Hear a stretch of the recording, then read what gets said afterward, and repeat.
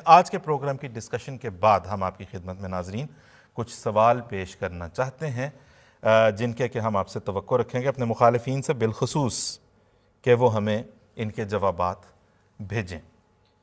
پہلا سوال آپ کے سامنے، آپ کے نزدیک خلیفۃ المسلمین جسے آپ منتخب کریں گے وہ کس فرقے سے منتخب کیا جائے گا تاکہ وہ ساری امت کے لیے قابل قبول ہو؟ سوال اچھی طرح پڑھ لیں، الٹے پلٹے جواب نہ بھیجیں۔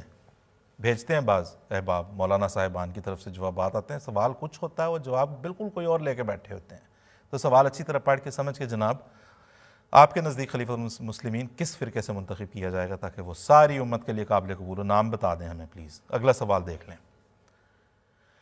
آپ کے مطابق خلیفۃ المسلمین کل عالم اسلام کا سربراہ ہوتا ہے۔ اگر وہ خلیفہ کسی بھی اسلامی ملک سے ہوا، مثلا فرض کر لیں پاکستان سے ہی ہوا یا کہیں سے دوسرے کسی ملک سے، تو کیا دوسرے اسلامی ممالک اپنی ریاستیں، اپنی حکومتیں، اپنی عسکری قوتیں اور خزانے اس کے سپرد کر دیں گے؟ آپ کی ڈیفینیشن یہ ہے کہ جی جو امت مسلمہ کا خلیفہ ہوتا ہے وہ پوری امت کا سربراہ ہوتا ہے، اس کے پاس پوری جو عالم اسلام اس وقت کا جو ہوتا ہے وہ اس کی سلطنت گویا ہوتی ہے، وہ اس کا حکمران ہوتا ہے، سب کچھ اس کا۔ کیا کر دیں گے؟ یہ آپ سے ہم پوچھ رہے ہیں، آپ ہمیں بتائیں۔ اگلا سوال دکھا دیں جی، سوال نمبر 3۔ آپ کا بنایا ہوا خلیفہ جسے آپ لوگ بنائیں گے، کریں گے منتخب، گویا آپ کا بنایا ہوا خلیفۃ المسلمین جس بھی اسلامی ملک سے ہوا، کیا سعودی حکومت اسے حرمین شریفین کے والی کے طور پر قبول کر لے گی؟ اگر نہیں تو وہ آپ کے نظریہ خلافت کے مطابق خلیفہ کیسا ہوگا؟ کیسے ہوگا وہ خلیفہ؟ کیونکہ آپ کے مطابق تو اسے والی حرمین شریفین ہونا چاہیے۔ اگر وہ نہیں ہوگا، ٹھیک ہے جی، سوال نوٹ آپ نے کر لیا ہوگا، اگر وہ والی نہیں ہوگا ان کا تو وہ آپ کی اپنی بنائی ہوئی ڈیفینیشن کے مطابق اس کی خلافت تو وہیں پہ انویلیڈیٹ ہو جائے گی۔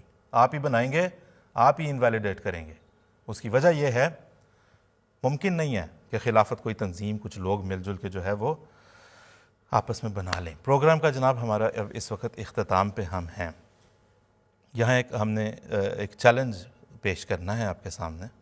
اس سے پہلے ایک واقعہ مختصر سا کہ حضرت مسیح علیہ السلام کے ایک صحابی جو آپ کا پیغام سن کے، آپ کی مجالس، آپ علیہ السلام کی مجالس میں بیٹھ کے آپ کی باتوں کو سمجھ کے دلی طور پہ قائل ہو گئے کہ یہی مسیح موعود ہیں، تو انہوں نے اپنا ہاتھ جب بیعت کے لیے بڑھایا تو عرض کی حضرت مرزا غلام صاحب قادیانی مسیح موعود و مہدی موعود علیہ السلام کی خدمت میں کہ حضور میں بیعت تو کر رہا ہوں، لیکن اگر آسمان سے اصلی عیسیٰ آ گیا تو میں اس کی بیعت کر لوں گا۔ حضور علیہ السلام نے فرمایا کہ اگر آسمان سے عیسیٰ آ گیا تو آپ سے پہلے میں اس کی بیعت کر لوں گا۔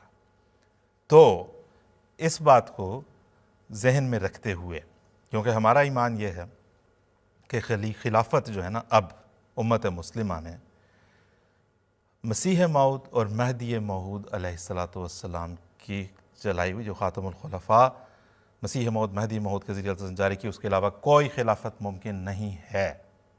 ٹھیک ہے، نوٹ کریں، آپ کی اسکرین پہ ہم آپ کو لکھ کے یہ چیلنج آج پیش کر رہے ہیں کہ اگر مسلم دنیا کے تمام ممالک کے سربراہان اور امت مسلمہ کے تمام مسالک کے تمام افراد متفقہ طور پر کسی ایک شخص کو بطور خلیفہ تسلیم کر لیں اور اس کی بیعت میں شامل ہو جائیں تو جماعت احمدیہ بھی اس خلیفہ کو تسلیم کرنے اور تمام امت کے ساتھ اس کی بیعت کرنے پر ضرور غور کرے گی۔ ٹھیک ہے جی، نوٹ فرمائے، ذرا رہنے دیں اسکرین پہ، تصویر لے لیں اپنے کیمرے سے، بار بار پڑھیے گا اور سوچئے گا چیلنج آپ کے لیے کیوں ہے۔ ٹھیک ہے جی، میرا خیال اب نوٹ کر لیا ہوگا انہوں نے، احباب نے۔ چیلنج آپ کے لیے کیوں ہے؟ چیلنج آپ کے لیے یہ اس لیے ہے کہ آپ ایسا کر نہیں سکیں گے۔ جائیں ڈھونڈیں، انگریزی میں بھی دیکھ لیں، A challenge from the Ahmadiyya Muslim Jamaat. If all the leaders of Muslim countries and the entire Muslim Ummah unanimously agree upon an individual as the Khalifa and associate themselves with him by means of bayat, then the Ahmadiyya Muslim Jamaat will most certainly be prepared to consider accepting such a Khalifa and associating with him through bayat along with the entire Ummah. تو جناب لے کے آنے والے بنے، لے آئیں گے، ہم نے تو کہہ دیا. تو یہ چیلنج بھی ہے، ایک پیشکش بھی ہے، ایک وعدہ بھی ہے. یہ ہوگا کبھی بھی ہو نہیں سکتا. ہو نہیں سکتا، یہ ممکن نہیں ہے. اگر ہے کر کے دکھا دیں، اس کے بعد دیکھیں.